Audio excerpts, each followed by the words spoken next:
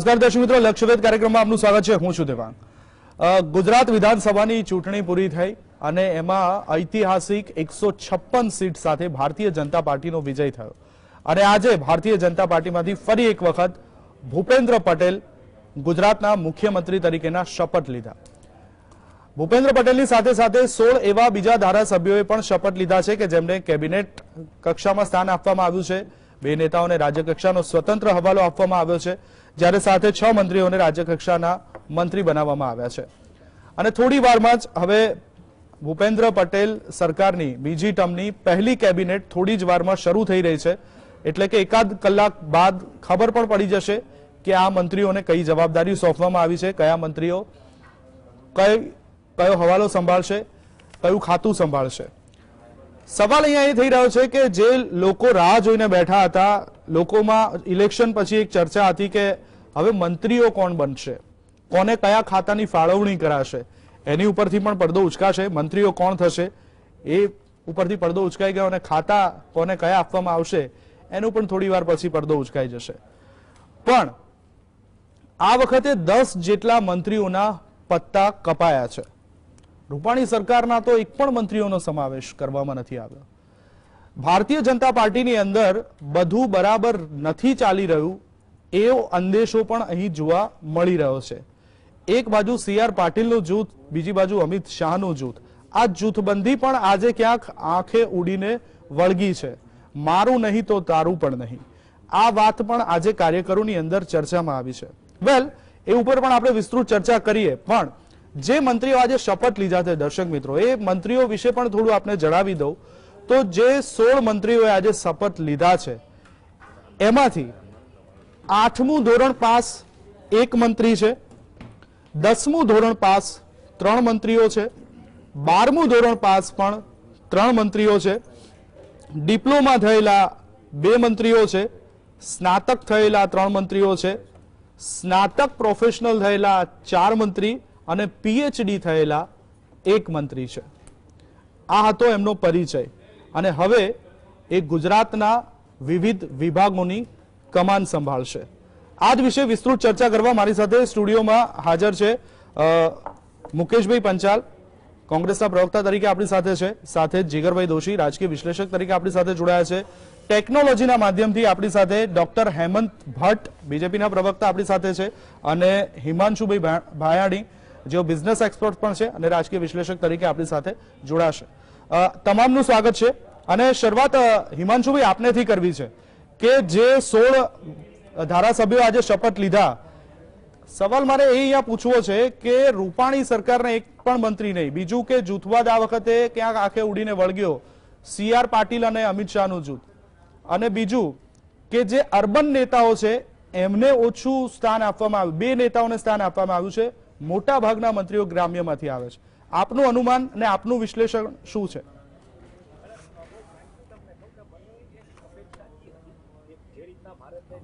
અત્યારે લીડરશિપનો આખો રોલ મળ્યો છે, કારણ કે G20 ની ઘણી બધી જેને કહે શકાય ઘણા બધા ડેલિગેટ્સ હવે ગુજરાત આવતા થઈ જશે. બટ ઓબ્વિયસલી તો મને એક અપેક્ષા ક્યાંક એ હતી કે યંગ કેબિનેટ, ભલે તમારી પરિપક્વ કેબિનેટ જેમ ભલે રહી, પણ એમાં તમારે જે નેતાઓ જે કોઈ તમારે લેવાના એ વસ્તુ આખી જુદી છે. જ્ઞાતિના સમીકરણ બધું સમજી શકાય એવા આખી પોલિટિક્સ છે, પણ તમારે જયારે એઝ અ બ્રાન્ડ ઇન્ડિયાને પ્રોજેક્ટ કરવાની છે કે 156 સીટ જ્યાંથી તમે જીતીને આવ્યા છો એ સ્ટેટને જયારે પ્રોજેક્ટ કરવાની છે કે એને રેપ્રેઝન્ટ કરવાની છે, ત્યારે મને ડેફિનેટલી એક અપેક્ષા હતી આ વખતે કે ઘણા બધા યંગ નેતાઓ કેબિનેટમાં આવશે.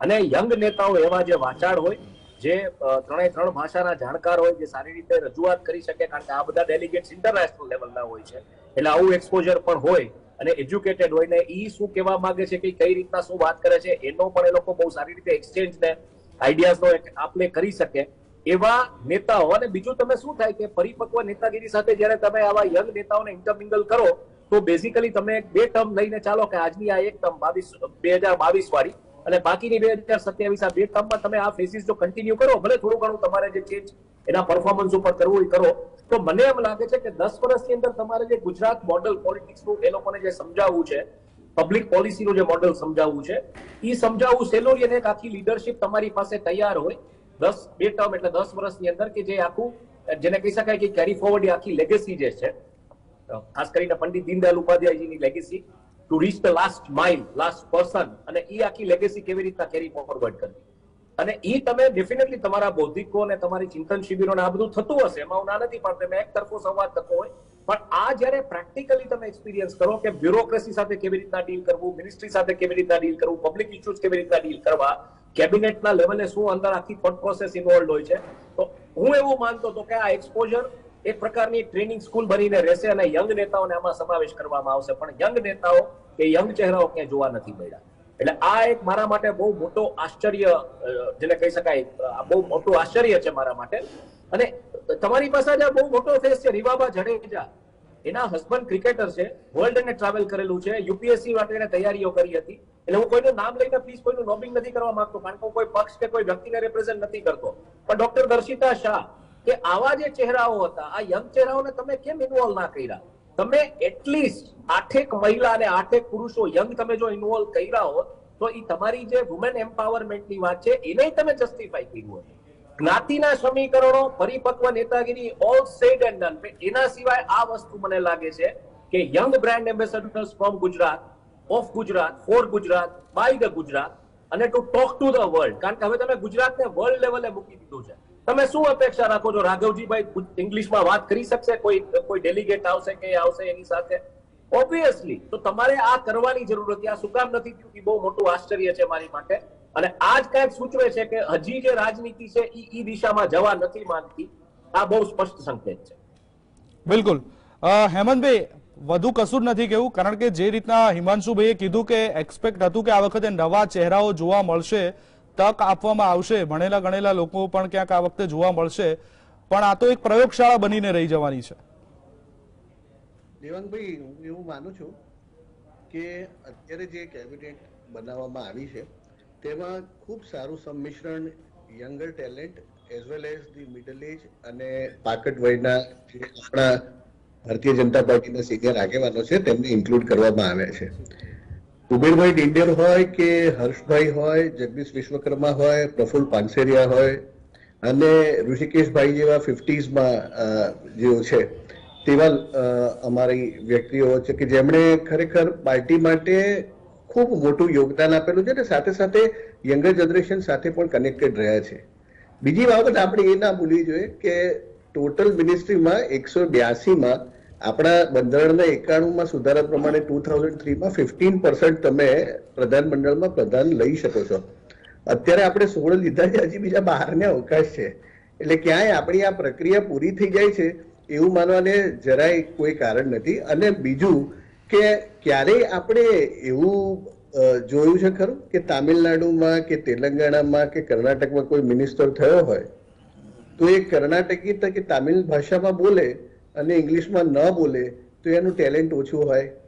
હું એવું માનું છું કે G20 હોય કે વાઇબ્રન્ટ સમિટ હોય, વ્યક્તિને પોતાનો પાકટ અનુભવ હોય તો એ બહુ જ સારી રીતે કન્ટ્રીબ્યુટ કરી શકે છે.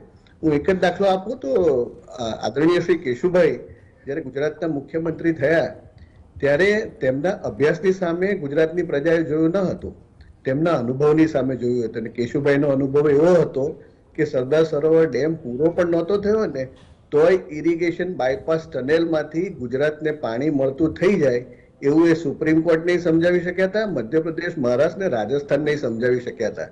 એટલે અનુભવ સિદ્ધ અને વ્યવહાર કુશળતા પણ ક્યારેક મંત્રીમંડળમાં મંત્રી બનવા માટેનું ખૂબ મોટું ભાથું હોય છે. અને મને એવું ચોક્કસપણે લાગે છે કે આપણે એ લઘુતા ગ્રંથિમાં ક્યારેય ન રહેવું જોઈએ કે કોઈ એક વ્યક્તિને અંગ્રેજી આવડવાનું કે કોઈ એક વ્યક્તિને ફ્લુએન્ટલી હિન્દી આવડવાનું માટે એ સારો મિનિસ્ટર થઈ શકે એ બાબતને એક ભારતીય જનતા પાર્ટીના કાર્યકર તરીકે હું એટલા માટે નથી માનતો કે ભારતીય જનતા પાર્ટીમાં વિચારધારાની સાથે જોડાયેલ પંડિત દીનદયાળજીની જે છેવાડાના માનવી માટેની જે વિચારધારા છે એને કેટલી મક્કમતાથી અને નિર્ણયાત્મકતાથી ગુજરાતના નાનામાં નાના માનવી સુધી લઈ જવાની તેની પોતાની ક્ષમતા અને વિચારધારા સાથેનું સંકલ્પ બળ છે. અને પાર્ટી સાથેના તેના કાર્યકલાપો કેવા રહ્યા છે આ બધા જ પાસાઓને લક્ષ્યમાં લેવાય છે. અને હંમેશા પાર્ટીએ દરેકને તક મળે એવું છેલ્લા 3-4 વર્ષથી જે પ્રમાણેનું ડેવલપમેન્ટ છે પ્રધાનમંત્રી આદરણીય શ્રી નરેન્દ્રભાઈ દ્વારા અને એ પછી પ્રદેશ પ્રમુખ શ્રી CR પાટીલજી ના અધ્યક્ષતામાં જે રીતે સંગઠન કાર્ય કરી રહ્યું છે તેમાં મને એવું લાગે છે કે આજે જે નવા ચહેરાને સ્થાન મળ્યું છે એ તો દરેક કાર્યકર માટે આનંદનો વિષય છે કે આજે જૂનું પ્રધાનમંડળ નથી, પરિચિત ચહેરા ન હોય તો પણ અમુક નવા ચહેરાઓને જે સ્થાન મળ્યું છે તેઓ પોતાનું અનુભવ દક્ષતા તેમના પોતાના કાર્યકલાપોથી આગામી સમયમાં જયારે સિદ્ધ કરશે ત્યારે જ આપણને ખબર પડશે. એમ તો જોવા જાવ તો જયારે 2001માં આદરણીય પ્રધાનમંત્રી શ્રી નરેન્દ્રભાઈ જયારે ગુજરાતના મુખ્યમંત્રી થયા ત્યારે ક્રિટિક્સ હંમેશા એવું કહેતા હતા કે નરેન્દ્રભાઈએ તો પંચાયતનું ખાતું પણ સંભાળ્યું નથી ને આવડું ગુજરાત સરકાર કેવી રીતે ચલાવશે, એ પ્રમાણેના ક્રિટિક્સ એ વખતે પણ હતા. અને નરેન્દ્રભાઈએ આજે આટલા અનુભવો પછી સિદ્ધ કરીને બતાડ્યું છે કે કદાચ સૌથી વધારે સુશાસન જો કોઈ આપ્યું હોય, ચાહે ગુજરાતમાં હોય કે ભારતીય જનતા પાર્ટીના અને એનડીએના પ્રધાનમંત્રી તરીકે ભારતમાં 8 વર્ષથી જેમણે સવાલ અહીંયા ભણવાનો કે નહીં ભણવાનો એવો નથી થઈ રહ્યો. હા, એવું જરૂરી નથી હોતું કે જે લોકો ભણેલા ન હોય, ગણેલા ન હોય. તમે જે ઉદાહરણ આપ્યા એ ઉદાહરણો પણ છે આપણી પાસે, એટલે એવું જરા પણ અમે વિરોધી નથી કે જે ભણેલા ના હોય, એ ગણેલા ના હોય ને શાસન ન ચલાવી શકે. પણ તમે જેમ વાત કરી એમ કે હવે ગુજરાત વિકાસ મોડેલ છે, ગુજરાત અને ભારતની અંદર હવે આપણે G20 નું પ્રમુખ પદ છે આપણી પાસે, ઘણી બધી વિદેશી કંપનીઓ અહીંયા આવી રહી છે, એ લોકો સાથે જયારે ડીલ કરવાની હોય છે, ત્યાંનું પ્રતિનિધિત્વ કરવાનું હોય છે, ત્યારે બટ નેચરલ છે કે ભારતીય જનતા પાર્ટીમાં પણ યુવાનો છે અને યુવાનો સક્ષમ છે. ત્યારે આપણે જો 8 પાસ, 10 પાસ, 12 પાસ આવા નેતાઓને મૂકીએ તો ક્યાંક લોકો અપેક્ષા રાખી રહ્યા હોય કે જો આની કરતા ભણેલા ગણેલા હોય તો વધારે સારી રીતે કન્વર્ઝેશન કરી શકે. પણ દેવાંગભાઈ સાથે સાથે પીએચડી થયેલા મિનિસ્ટર પણ છે, જે પીએચડી થયેલા અને જેમણે પ્રોફેશનલ પોતાનો એક્સપિરિયન્સ છે એવા મિનિસ્ટર્સ પણ છે, જે ગ્રેજ્યુએશન વાળા છે એવા 3 મિનિસ્ટર છે, ડિપ્લોમા વાળા 2 મિનિસ્ટર છે. એટલે ક્યાંય આપણે ચલો આજ અંગે હેમંતભાઈ આપણે વિસ્તૃત ચર્ચા કરીએ, પરંતુ હાલ એક સમય થયો છે બ્રેકનો, મળીએ એક શોર્ટ બ્રેક બાદ ફરી એકવાર આપનું સ્વાગત છે લક્ષ્યવેધ કાર્યક્રમમાં. અને આપણે વાત કરી રહ્યા હતા કે આજે જે નેતાઓએ શપથ લીધા છે, થોડી વારમાં કેબિનેટ બેઠકનું આયોજન થયું છે, થોડી વારમાં એ પણ ખબર પડશે કે કયા નેતાને કયા ખાતાની ફાળવણી કરવામાં આવી છે, કયા નેતા કઈ જવાબદારી સંભાળશે. પણ બ્રેક પહેલા હેમંતભાઈ જણાવી રહ્યા હતા અને એના શિક્ષણ મુદ્દે વાત ચાલી રહી હતી. તો હેમંતભાઈ, ફરીથી હું ત્યાંથી તમને કન્ટિન્યુ કરવાનું કહીશ કે જે સવાલ મારો હતો કે શા માટે આપણી પાસે ઓપ્શન્સ છે, જેમ આપણે ચૂંટણીમાં એમ કહેતા હતા કે ભાઈ નરેન્દ્ર મોદીનો ફેસ જ કેમ, તો ભારતીય જનતા પાર્ટીના પ્રવક્તા કહેતા હતા કે અમારી પાસે 5 સ્ટાર છે તો અમે 4 સ્ટાર શું કરવા વાપરીએ. એવી જ રીતના જો તમારી પાસે આખી કેડર છે તો પછી બીજાને ચાન્સ કેમ નહીં, એમ ભણેલા ગણેલા એટલે ઈચ્છી રહ્યા છે. આ યુવા અને કાર્યકરોનો અવાજ છે. દેવાંગભાઈ, હું એવું માનું કે હર્ષભાઈ કે જગદીશભાઈ વિશ્વકર્મા કે પ્રફુલ્લ પાનસેરિયા ને તમે જુઓ તો આ યંગ ફેસ, એનર્જેટિક ફેસ, જે ઇન્સ્પિરેશનલ ફેસીસ છે એ આ કેબિનેટમાં છે. સાથે સાથે જેઓ અનુભવ સિદ્ધ પોતાનું જાહેર જીવન જેમણે વિતાવ્યું છે એવા કુંવરજી બાવળિયા હોય, રાઘવજીભાઈ હોય, ઋષિકેશભાઈ હોય, આ બધા લોકો પણ અનુભવ સિદ્ધ એવા મિનિસ્ટરો છે. એટલે મને એવું ચોક્કસપણે લાગે છે 156 ભારતીય જનતા પાર્ટીના ધારાસભ્યો ચૂંટાયા છે અને દરેકની પોતાની એક આગવી અને અલગ પ્રતિભા છે. હમણાં મારા સાથી મિત્રએ કહ્યું એમ રીવાબા જાડેજા, ડોક્ટર દર્શિતાબેન શાહ, એવા તો તમે ગણ્યા એટલા બધા સરસ એજ્યુકેશનલ ક્વોલિફિકેશન સાથેના છે વ્યક્તિઓ, પણ એ બધા જ ભારતીય જનતા પાર્ટીના. અમારા દાખલા તરીકે ડોક્ટર પ્રદ્યુમન વાઝા તો એમડી ગાયનેક, LLB ને LLM છે. ડોક્ટર દર્શનાબેન દેશમુખ MD ગાયનેક છે. ડોક્ટર હસમુખભાઈ પટેલ અમરાઈવાડી વાળા છે, એ પોતે MD પેથોલોજીસ્ટ છે. એટલે જોવા જાવ તો એટલા બધા અભ્યાસની સાથે જેમણે પોતાનું જીવન ભારતીય જનતા પાર્ટીમાં વિચારધારા સાથે જોડાયા છે એવા ઘણા યંગ ફેસીસ છે. પણ એક બાબત આપણે સ્વીકારવી પણ પડે કે જ્યારે પહેલી વખત આપણે વિધાનસભામાં ચૂંટાતા હોઈએ ત્યારે 156 ધારાસભ્યોમાંથી દરેકને તો સ્થાન મળવાનું નથી. અને સાથે સાથે જેમની પોતાની જાહેર જીવનમાં ક્યાંક ને ક્યાંક કોઈક સંસ્થાઓ, કોઈક જાહેર સંસ્થાઓ, કોઈક NGO ચલાવવામાં, કોઈ ટ્રસ્ટ ચલાવવામાં એમની પોતાની અનુભવ દક્ષતા જેમણે સિદ્ધ કરી છે. સાથે સાથે ભારતીય જનતા પાર્ટીના સંગઠન અને કાર્યકરોનો સમૂહ જેમની સાથે છે એવી વ્યક્તિઓને પણ સાથે લેવા જોઈએ. હવે જીતુભાઈને નાણામંત્રી તરીકે જે પ્રમાણે કામ કર્યું છે છેલ્લા 2 વર્ષ દરમિયાન એ ગુજરાતની જનતાએ જોયેલું છે. એટલે ઘણી વખત ચહેરો જે છે એ આઉટસ્પોકન ન પણ હોય, સાથે સાથે મેન ઓફ એક્શન પણ હોય. ઘણા એવા પ્રધાનમંડળમાં વ્યક્તિઓ હોય કે જેઓ ખૂબ ઓછું બોલતા હોય પણ સાથે સાથે બહુ જ શાલીનતા સાથે, સજ્જનતા સાથે અને સાથે સાથે બેકસ્ટેજમાં રહીને કામ કરનારી વ્યક્તિ હોય, જેમ કે જીતુભાઈ અમારા એ પ્રમાણેના વ્યક્તિ છે. તો પણ સાથે આજે કેબિનેટમાં એ મોખરાનું સ્થાન ધરાવે છે. બિલકુલ બિલકુલ. એટલે હેમંતભાઈ બિલકુલ, એટલે એજ્યુકેશન અને ચૂંટાઈને આવ્યા છે અને એ સક્ષમ છે ચલાવવા માટે. હવે જોઈએ કે એ ખાતા કયા સોંપવામાં આવે છે ને કઈ રીતે ખાતાની ફાળવણીમાં એ કઈ રીતે પરફોર્મ કરે છે. પણ જીગરભાઈ, સવાલ પાછો બીજો એક અહીંયા એ થઈ રહ્યો છે કે આ વખતે જે ધારાસભ્યોએ શપથ ગ્રહણ કર્યા, જે લોકોને કેબિનેટ અને રાજ્યકક્ષાના હોદ્દા આપવામાં, આમ તો હંમેશા રાજકીય પાર્ટીઓ છે ને જ્ઞાતિ જાતિનું ગણિતની જ્યારે સવાલ પૂછવામાં આવે ત્યારે ના જ પાડે કે ના, અમે આ ફેક્ટરને જોતા જ નથી. પણ ટિકિટની વહેંચણીથી લઈને પ્રધાન બનાવવા સુધીની જે પણ પ્રક્રિયા હોય છે એમાં જ્ઞાતિ જાતિનું સમીકરણ ચોક્કસથી આવે છે. કારણ કે આજે પણ તમે જુઓ કે આજે જે છે કે 4 કોળી પ્રધાનો છે, 4 પાટીદાર છે, 2 એસટી છે, 2 ક્ષત્રિય છે, 1 બ્રાહ્મણ છે, 1 જૈન છે, 1 એસસી છે અને 2 ઓબીસી નો સમાવેશ કરવામાં. એટલે અહીંયા પણ આ જ્ઞાતિ જાતિનું ફેક્ટરને આપ કઈ રીતે વિશ્લેષણ કરી રહ્યા છો? બિલકુલ બિલકુલ દેવાંગભાઈ, તમે જે કહ્યું વાત બિલકુલ સાચી છે કે જ્યારે જ્ઞાતિવાદ એનું જે આખું સમીકરણ હોય જાતિવાદનું, એ હંમેશા ટિકિટની વહેંચણી વખતે હોય કે પ્રધાનમંડળ બનાવવાનું હોય ત્યારે લક્ષ્યમાં રાખવામાં જ આવે છે અને એ જ અનુસાર ખાતાઓની ફાળવણી ચોક્કસ થાય છે.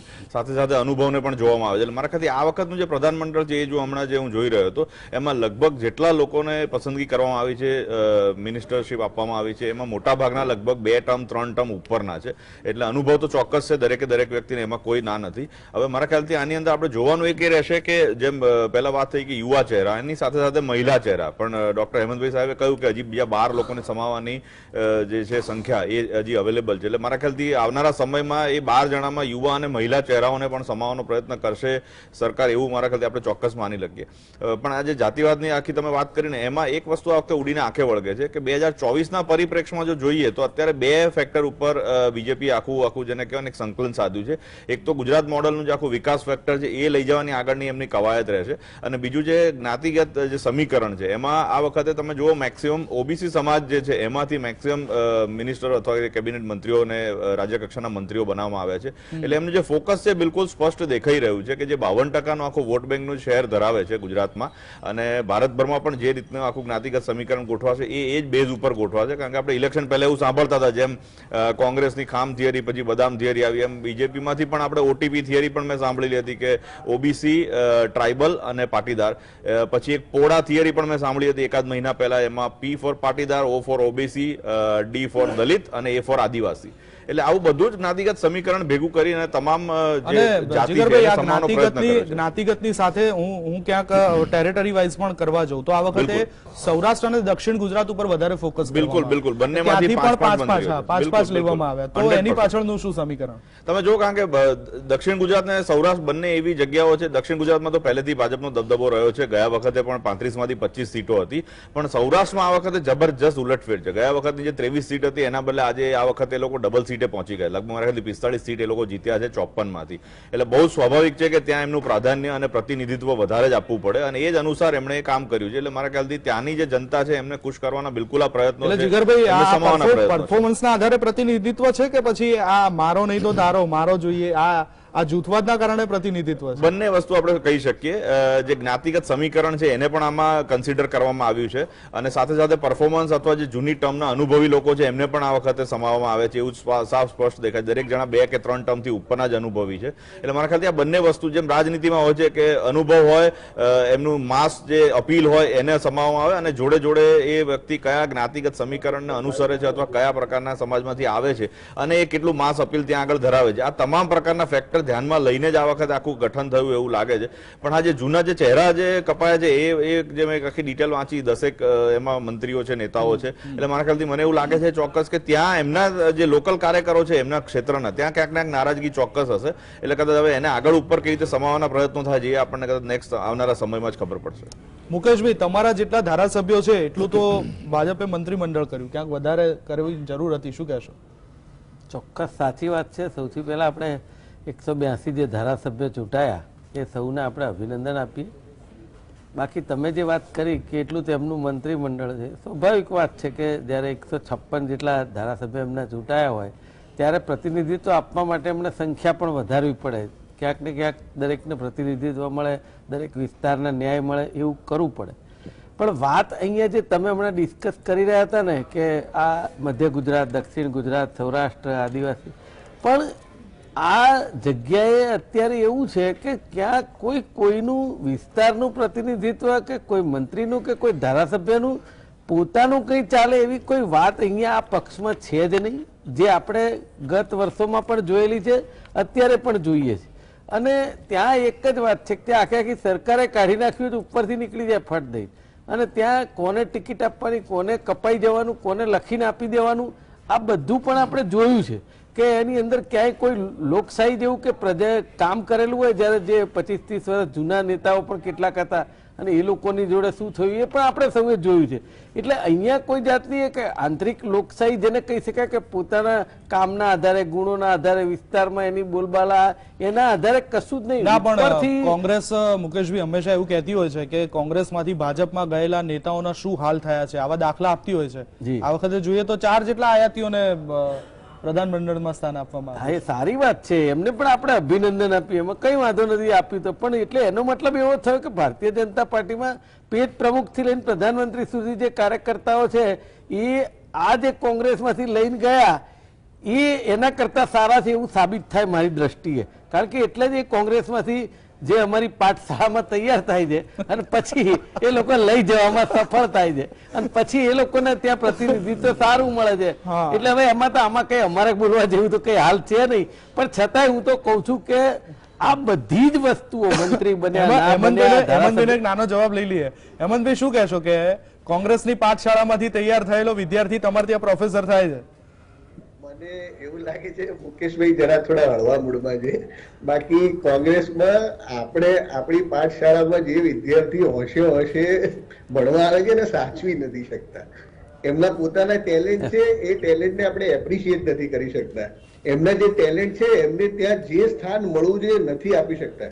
જયરાજસિંહજીનો પત્ર તમે વાંચો ને તેમાં આ જ બધી વ્યથાને તમે શું આપ્યું કે ભાઈ અમને છે ને જાજમ મારવા ઉઠાડવા સિવાય બીજું કઈ કરતા જ નથી. સ્ટેજ પર તો તમે બેઠેલા છે 20-25 વર્ષના ખસતા નથી, એટલે તો તકલીફ છે. એટલે એ બધા જે કોંગ્રેસના જે પ્રતિભાશાળી લોકો હતા એમને એમ થયું કે જો ખરેખર રાષ્ટ્રીયતા માટે કામ કરવું હશે તો એવી વિચારધારા સાથે જોડાઈએ કે જેમાં રાષ્ટ્રવાદની સાથે વિકાસને માટેનો એક સ્પષ્ટ વિઝન છે. એટલે હેમંતભાઈ એ પ્રતિભાશાળી લોકો ક્યાંક પોતાની મહત્વાકાંક્ષા પણ રાખતા હોય, પણ આવા પ્રતિભાશાળી લોકો ભાજપની અંદર પણ છે અને પોતે કઈક મહેચ્છા રાખતા હોય છે. એને સ્થાન મળે તો એમાં જરાય કોઈ ખચકાટ ન હોવો જોઈએ. બિલકુલ. આજ વિશે ફરીથી આપણે મુકેશભાઈની પણ પ્રતિક્રિયા લઉં અને તમારી પાસે આવું છું, પણ સમય થયો છે હાલ. ફરી એક બ્રેકનો મળી, એક શોર્ટ બ્રેકમાં. લક્ષવેધમાં ફરી એક વખત આપણે ચર્ચાને આગળ વધારી અને બ્રેક પહેલા જે વાત થઈ હતી અને મારે ખાસ મુકેશભાઈ એ જે જણાવ્યું હતું કે કોંગ્રેસની પાઠશાળામાંથી ભણીને ગયેલા નેતાઓને પણ અહીં સ્થાન આપવામાં આવ્યું છે. મુકેશભાઈ, ફરીથી આપણે એ જ હું પૂછવા માંગીશ કે 4 આયાતીઓને સ્થાન આપવામાં આવ્યું છે અને હેમંતભાઈએ જે પ્રતિક્રિયા આપી, શું કહેશો? હા, એટલે મારું એવું જ કહેવું છે કે મેં એમ કહ્યું ને કે કોંગ્રેસની પાઠશાળામાંથી તૈયાર થઈને એમને પ્રતિભાશાળી દેખાયા ને લઈ ગયા, બરાબર છે. હવે એમનું કેવું એમ છે કે કોઈને આવવું હોય તો અમે રોકતા નથી, પણ મને એમ થાય છે કે આપણે બજારમાંથી નીકળતા શાકભાજીની 50 લારીઓ આપણે શાક લેવું હોય તો જ મળે ને, કઈ કોઈ પરાણે નાખી જાય. એટલે આપણે પણ લેવાનું છે કે ભારતીય જનતા પાર્ટીમાં એવા પ્રતિભાશાળી નથી આજે પણ, જે કોંગ્રેસમાંથી લઈ જઈને આપણે ત્યાં બનાવવા પડે. ખૂબ સારી વાત છે. હું તો કહું છું ગુજરાતની પ્રજાનું કામ સારું થાય છે એમાં મને રસ છે, કશો વાંધો નહીં, બહુ સારી. પણ એક વાત હું તમને કહું, આજે પણ ગુજરાતની અંદર જે પ્રશ્ન ઉઠાવીને અમે ચૂંટણી લડ્યા હતા ગુજરાતની, એ પ્રશ્નો આજે બી અકબંધ છે.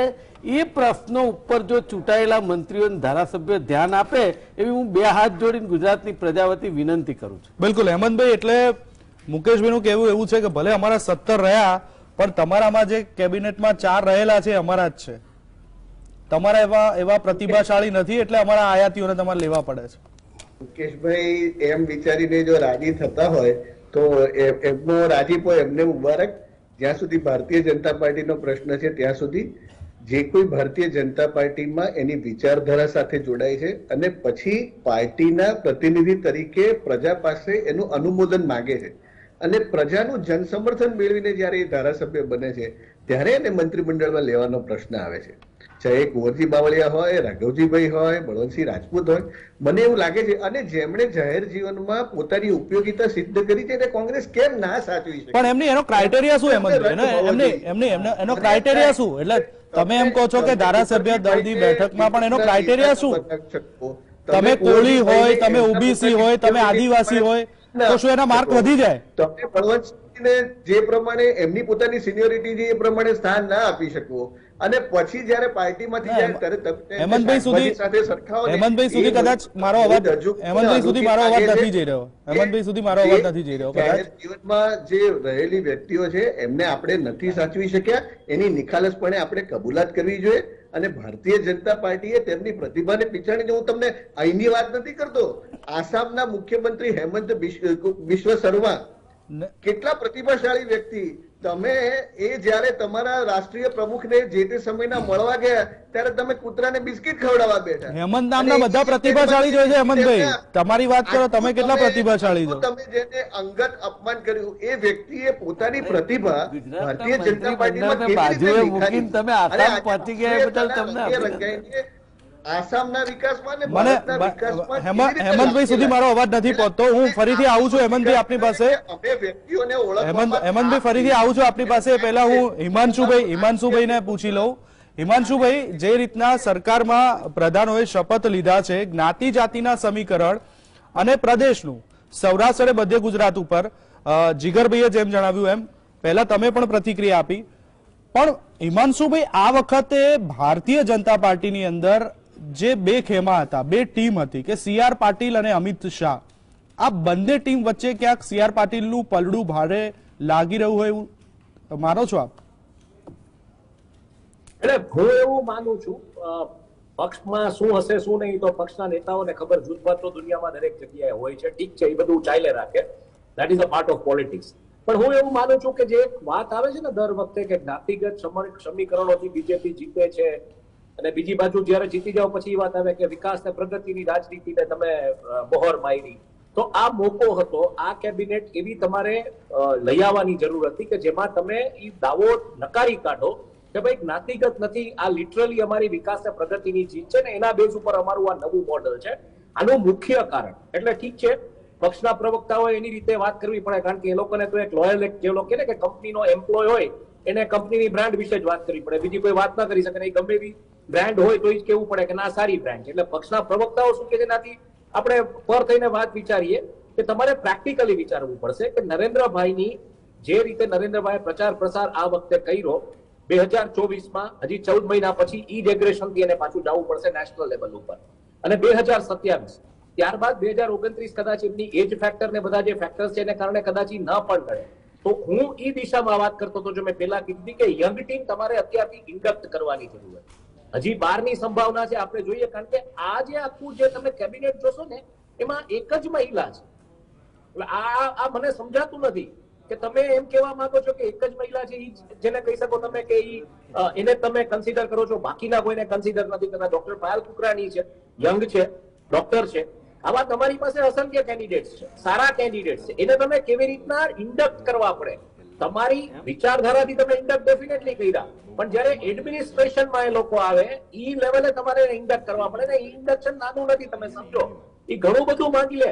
મોરબીની દુર્ઘટના થઈ, એ કોઈને ખબર હતી, પણ એ કેવી રીતના હેન્ડલ થઈ, કેમ થયું, કેબિનેટ મિનિસ્ટર્સ કેવી રીતના ત્યાં દિવસ રાત કેમ્પિંગ કર્યું એવા સમયે કે જયારે ઇલેક્શન છે, તો આ બધી વસ્તુ માંગી લે છે ઇન્ડક્શન. તમે સમજી લો કે નાનામાં નાની ઘટના રાજ્યમાં, દેશમાં જ્યાં થતી હોય એને ઇમ્પેક્ટ કેવી રીતના આવે. એટલે આ કોઈ હું એ જ કહેવા માંગુ છું કે G20 જેવી જયારે તમને મેમ્બરશિપ મળી છે ઇન્ડિયાની, ત્યારે કેટલા ડેલિગેટ્સ આવશે, કયા પ્રકારનું તમારે પ્રેઝન્ટેશન કરવું પડશે અને કયા લેવલે વાત કરવી પડશે. આઈડિયલી આ મોકો હતો એ સાબિત કરવાનો કે ખરેખર અમે મેરિટ, સ્કૂલ ઓફ મેરિટ અને પ્રોગ્રેસ એન્ડ ડેવલપમેન્ટની રાજનીતિ ઉપર જ અમારી આખી આજે રેપ્રેઝેન્ટેટિવ્સની ટીમ છે બિલ્ટઅપ કરી છે, કે અમારું હાઉસ બિલ્ટઅપ કરીએ છીએ. એની બદલે તમે પાછા જાતિગત સમીકરણોમાં વયા. ઓફકોર્સ પક્ષના પ્રવક્તાઓ જસ્ટિફાઈ કરશે, અને આમાં થયું છે એવું કે તમે એમ કહો એટલે કે ભાઈ એવું જરૂરી નથી આ એજ્યુકેશન હોવું જોઈએ, ઓલું હોવું જોઈએ, ને ગુજરાતી આવડવું જોઈએ, ઇંગ્લિશ. હું એમ કહું છું પ્રેઝન્ટેબલ હોવી જોઈએ. લેંગ્વેજ કરતા માણસ પ્રેઝન્ટેબલ હોવો જોઈએ. માણસ પ્રેઝન્ટેબલ તમારા સ્ટેટને, તમારા આઈડિયાને, તમારા આઈડિયા ઓફ પ્રોગ્રેસ એન્ડ ડેવલપમેન્ટને પ્રેઝન્ટ કરી શકવો જોઈએ. કેમ પક્ષના પ્રવક્તાઓ છે એ ચોક્કસ વ્યક્તિઓ જ હોય છે, બધાય નથી હોતા. આવી જ વસ્તુ કેબિનેટમાં ડેફિનેટલી લાગુ પડે છે કે અમુક ચોક્કસ ચહેરાઓ જેની એક બ્રાન્ડ ઇક્વિટી હોય, જેમ નરેન્દ્રભાઈની એક બ્રાન્ડ ઇક્વિટી છે, બ્રાન્ડ ઇક્વિટી વાળા લોકો હોવા જોઈએ. એટલે એક્સપિરિયન્સ અને બ્રાન્ડ ઇક્વિટી તો મિક્સ કરવાની જરૂર હતી. ઈ અનફોર્ચ્યુનેટલી મને નથી દેખાડું. અને ઈ મોકો હતો કે તમે કહી શકો કે આ પ્રગતિ અને વિકાસની રાજનીતિ છે, આમાં કોઈ જ્ઞાતિવાદ સમીકરણો નથી કે આમાં કોઈ જૂથવાદ નથી. બિલકુલ. હેમંતભાઈ, સવાલ એ છે કે બ્રાન્ડ ઇક્વિટી ઇક્વલ કરવાની જરૂર હતી, પણ એ ક્યાંક અહીંયા જોવા નથી મળી રહી. એવું જરૂરી નથી અને અમે વિરોધ પણ નથી કરતા. ગુજરાતીઓ હંમેશા દરેક ક્ષેત્રની અંદર અવ્વલ હોય છે, પરંતુ જે પડકારો હોય છે, કારણ કે સરકાર ચલાવવાની છે, ગુજરાત ચલાવવાનું છે. અચ્છા, એક બીજો સવાલ તમને એ પૂછી રહ્યો છું, અને હું નહીં, આ ગુજરાતની જનતા પૂછી રહી છે કે જેણે તમને 156 સીટો આપી છે, કે આજે જે પ્રધાનોએ શપથ લીધા એ ક્યાં સુધી ચલાવશો એમ? એટલે 5 વર્ષ ચલાવશો કે 2-3 વર્ષમાં પાછું નવા જોવા મળશે? દેવાંગભાઈ, હજી તો આપણા પ્રધાનમંડળના શપથવિધિ પ્રજા પૂછી રહી છે આ, કારણ કે પેલો રેકોર્ડ આપણે જોઈએ છે ને છેલ્લા 5-7 વર્ષનો, એટલે આ પ્રજા પૂછી રહી છે. બે બાબત હું કહું. પ્રેઝન્ટેબલ ફેસની જયારે વાત કરીએ છીએ ત્યારે પ્રેઝન્ટેબલ પર્સનાલિટીની હું કહું કે હર્ષ સંઘવી અમારા યુવા નેતા અને ગયા વખતે ગૃહ રાજ્યમંત્રી તરીકે ખૂબ દક્ષતા સાથે કામ કર્યું. હવે એમને એજ્યુકેશનલ ક્વોલિફિકેશન સામે જાઓ તો ઘણી વખત આપણે જે ક્રિટિકલ રિવ્યુ પ્રમાણે જોઈએ તો એમ થાય કે તમને એજ્યુકેશનલ ક્વોલિફિકેશન સારું નથી મળતું. પણ he is the most presentable face as far as BJP government is concern in the past few days and past few months. એ વ્યક્તિ હર્ષભાઈ ખૂબ જ સારી રીતે ઇંગ્લિશ પણ બોલી શકે છે, ખૂબ જ સારી રીતે હિન્દી પણ બોલી શકે છે, ખૂબ જ સારી રીતે કોમ્યુનિકેટ કરી શકે છે. એવી જ વાત હું જગદીશ વિશ્વકર્માની કહું. ઓલ્ધો હી ઇઝ ગ્રેજ્યુએટ, જગદીશભાઈ તો પોતે હી ઇઝ ઇન્ડસ્ટ્રીયલિસ્ટ ઓલ્સો, પણ ગયા વખતે આખું આપણે આ વાઇબ્રન્ટની જે કંઈ મીટિંગ્સ અને કન્સલ્ટેશન્સ થયા ગુજરાત અને ગુજરાતની બહાર, જગદીશભાઈએ જે દક્ષતાથી ગુજરાતના વ્યૂ પોઈન્ટને ઉદ્યોગપતિઓ સમક્ષ અને ઇન્ડસ્ટ્રીયલિસ્ટ સમક્ષ મૂક્યો, એમણે જેમની સાથે કોમ્યુનિકેટ કર્યું છે એ વ્યક્તિ બધાને પૂછો. They are presentable face. They are impressive face. They can communicate with a very good skill. કનુભાઈની જ્યારે હું વાત કરતો, જીતુભાઈએ જ્યારે એજ્યુકેશન મિનિસ્ટ્રી સંભાળી ત્યારે જે પ્રમાણે એજ્યુકેશન મિનિસ્ટ્રીમાં ફ્લેક્સિબિલિટી સાથે અમુક નિર્ણયો લેવા પડતા હતા. ઋષિકેશભાઈની વાત કરું. નહીં, હેમંતભાઈ, વ્યક્તિગત રીતે કોઈનો વિરોધ જ નથી, પણ સવાલ અહીંયા એ થઈ રહ્યો છે કે નવા ચહેરાને, નવા ફેસીસને ચાન્સ આપવાની વાત હતી. વ્યક્તિગત રીતે કોઈનો વિરોધ નથી, સમજો, પણ નવા ફેસીસને ચાન્સ આપવાની વાત હતી, એની વાત થઈ રહી છે. હું 1 મિનિટ કહું. દાખલા તરીકે મારા સાથી મિત્રો જે પોલિટિકલ એનાલિસ્ટ છે એમને ઘણી વખત એવું થાય કે તમે 3-4 ડોક્ટરો ચૂંટાયા, તમે હેલ્થ મિનિસ્ટ્રીમાં બીજા કોઈકને તમે આવી રીતે નવા પ્રધાનમંત્રીમાં લીધા હતો. પણ લેટ મી ટેલ યુ, ઋષિકેશભાઈએ હેલ્થ મિનિસ્ટ્રીને જે રીતે હેન્ડલ કરી છે, તમે ગુજરાત મેડિકલ ટીચર્સ એસોસિએશન છે એમના હોદ્દેદારોને પૂછો, જે પ્રશ્ન એમને છેલ્લા 15-17 વર્ષથી સતાવતો હતો એ 6 કે 8 મહિનામાં ખૂબ સારી રીતે ઉકેલ જો કોઈ લાવ્યો હોય તો ઋષિકેશભાઈ છે. આજે ઋષિકેશભાઈના વખાણ કરતા એ લોકો થાકતા નથી. એનું કારણ શું છે? અનુભવ, દક્ષતા. વ્યક્તિ પોતે દાખલા તરીકે એ પ્રોફેશનમાં ના હોય, અને એવું ભારતીય જનતા પાર્ટીમાં આજે નહીં, પહેલા કેટલી વખત બન્યું છે. અશોકભાઈ દાખલા તરીકે જયારે ખાડિયાના ધારાસભ્ય તરીકે પછી હેલ્થ મિનિસ્ટર થયા ત્યારે એમણે જે હેલ્થ મિનિસ્ટ્રીમાં કામ કર્યું છે અને આજે વર્ષો સુધી લોકો યાદ કરે. પણ હેમંતભાઈ, ઋષિકેશભાઈ આટલું સરસ રીતે એટલા માટે કરી શક્યા કે એના આગળના હેલ્થ મિનિસ્ટર પણ સારું કરીને ગયા હતા. There were questions, there were problems. Devangbhai, એ જે આગળના હેલ્થ મિનિસ્ટર સારું જ કરીને ગયા હતા, પરંતુ જે પ્રશ્નો ઉભા હતા અને જે યક્ષ પ્રશ્નો હતા, જે ગુજરાતના ડોક્ટર્સ સાથે જોડાયેલા હતા, ટીચર્સ સાથે જોડાયેલા હતા. ડોક્ટર્સનો મોટામાં મોટો પ્રશ્ન ઇમ્પેક્ટ ફીનો, બીયુ પરમિશન વાળો હતો કે જે એમને સૌથી વધારે સતાવતો હતો.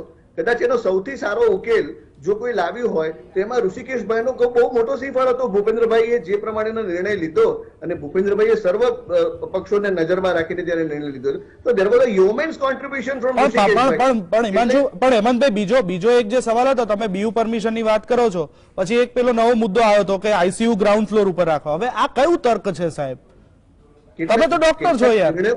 કેટલાક નિર્ણયો એવા હોય છે કે જ્યારે પહેલી દ્રષ્ટિએ એમ વિચારવામાં આવે કે કોઈ પણ સિરિયસ પેશન્ટ આવે તો એને ઝડપથી સારવાર મળી રહે અને સાથે સાથે પણ સાહેબ એ પોસિબલ હતું, સાહેબ એ પોસિબલ હતું કે આજે અમદાવાદની અંદર હજારો હોસ્પિટલ છે એના આઈસીયુ તમે રાતોરાત તમે એમ કહી દો કે નીચે ગ્રાઉન્ડ ફ્લોર ઉપર, અને બીજું કે સરકારી હોસ્પિટલોના આઈસીયુ ક્યાં છે સાહેબ? બોલો, ચલો યુએન મહેતાનું ક્યાં છે? સિવિલ કે એલજી નું ક્યાં છે? ઇન્ટરનેશનલ સ્ટાન્ડર્ડ્સમાં એવું જરૂરી છે જ નહીં કે આઈસીયુ ગ્રાઉન્ડ એટલે આવા મુદ્દાઓ પણ આવેલા ને, આવા મુદ્દાઓ પણ આવેલા ને. પરંતુ જ્યારે નિર્ણય લીધો ત્યારે એ નિર્ણય લેવા પાછળનો હેતુ શું હતો? સરકારનો હેતુ દર્દીઓને સારામાં સારી સગવડ સુલભતાથી મળી રહે અને in case of any critical emergency એમનું ઇવેક્યુએશન ઝડપથી થઈ શકે. હેમંતભાઈ, સવાલ અહીંયા એ છે કે એવો મિનિસ્ટર કે એવા બ્યુરોક્રેટ્સ હોવા જોઈએ કે જે પ્રેક્ટિકલ થિંગ્સને પણ સમજી શકે. લખેલું, ચોપડીમાં લખેલું જો તમારે પાલન કરવું હોય તો દરેક જગ્યાએ અને દરેક પરિસ્થિતિ અનુકૂળ નથી હોતું. પ્રેક્ટિકલ વસ્તુ પણ જોવી જોઈએ ને સાહેબ. તમે પછી એમના વાંચ્યા વગર નિયમો બહાર પાડી દો અને પછી તમારે બોલેલું ફોક કરવું પડે અને નિયમો પાછા ખેંચવા પડે, એ આપણે આ ગત સરકારની ટર્મમાં કેટલી વખત જોયું? મને એવું લાગે છે કે ગુજરાતની પ્રજાએ ભારતીય જનતા પાર્ટીની સરકારે ભૂતકાળમાં કોઈ નિર્ણય લીધો હોય અને પછી જયારે પ્રજાની સંવેદના કોઈ બીજી રીતે વ્યક્ત થતી હોય ત્યારે હિંમતભેર એ નિર્ણય પાછો ખેંચવાની પણ ખેલદિલી, નિખાલસતા રાખી છે એને ગુજરાતની પ્રજાએ સ્વીકારી છે. પણ હેમંતભાઈ, પછી એ પ્રયોગશાળા બની જાય ને. એટલે હિમાંશુભાઈએ જ કીધું કે સાહેબ આ પ્રયોગશાળા બની ગઈ છે, આ પ્રયોગશાળા બનાવવાની કોઈ જરૂર નથી સાહેબ. અને પ્રયોગશાળા કહીને આપણે આખા નિર્ણયને બહુ નીચે નિમ્ન સ્તરના લેવલે એટલા માટે ન લઈ જવું જોઈએ કે પ્રજા હંમેશા સરકાર એવી હોવી જોઈએ કે જે પ્રજાનું સાંભળે, પ્રજાની સંવેદના પ્રમાણે પ્રતિસાદ આપે. એક છેલ્લો સવાલ, કામ કર્યું છે. એક છેલ્લો સવાલ હેમંતભાઈ, ન વિચારવું હેમંતભાઈ એક છેલ્લો સવાલ, હેમંતભાઈએ જો અનામત નિર્ણય વખતે હેમંતભાઈ એક છેલ્લો સવાલ ભાઈ, હું જીગરભાઈ પાસે જાઉં, જીગરભાઈ પાસે જાઉં. છેલ્લો સવાલ કે આજે જે મંત્રીઓ શપથ લીધા, આમ તો મુહૂર્તમાં લીધા છે, સારા ચોઘડિયા જોડાયા છે, તમે બ્રાહ્મણ છો ને હું બ્રાહ્મણ છું, પણ હવે આ ક્યાં સુધી રહેશે એમ એવું પૂછી રહી છે જનતા. 5 વર્ષ પૂરા કરાવશો? મને પૂછો છો ને દેવાંગભાઈ? હા, તમને પૂછું. હા, એક બાબત અત્યારે નિશ્ચિત છે કે જે અત્યારે પ્રધાનમંડળમાં જે પ્રધાનો લીધા છે એમને 5 વર્ષ ગુજરાતની સેવા કરવા માટે જ લીધા છે ને સંકલ્પ સાથે એ પ્રધાનમંડળમાં. ચલો, એટલે 5 વર્ષ પૂરા કરશે, 5 વર્ષ કરશે ખરા? મારા સાથી મિત્ર હિમાંશુભાઈ પૂછતા હતા કે હમણાં એક જ મહિલા છે, પણ હું એ જ કહેતો કે these are too early days. there is a lot of scope. બાર બીજા પ્રધાનમંડળના સભ્યો આપણે લેવાના છીએ. આપણે એવા પ્રધાનમંડળ જોયા છે કે જેમાં 2 કે 3 આપણા મહિલા પ્રધાન હતા જ ભારતીય જનતા પાર્ટીની સરકારમાં, અને એ પ્રમાણે તો થશે. ચલો, બિલકુલ આશા રાખીએ હેમંતભાઈ, આશા રાખીએ, કારણ કે આટલા મોટા ગુજરાતનો કારભાર સંભાળવા માટે થઈને હજુ પણ બીજા ઘણા નેતાઓને ઘણા અન્ય ખાતાની ફાળવણી કરવી પડશે. આગળ પણ ચર્ચા જારી રાખીએ છીએ, પરંતુ હાલ સમય થયો છે બ્રેકનો. મળી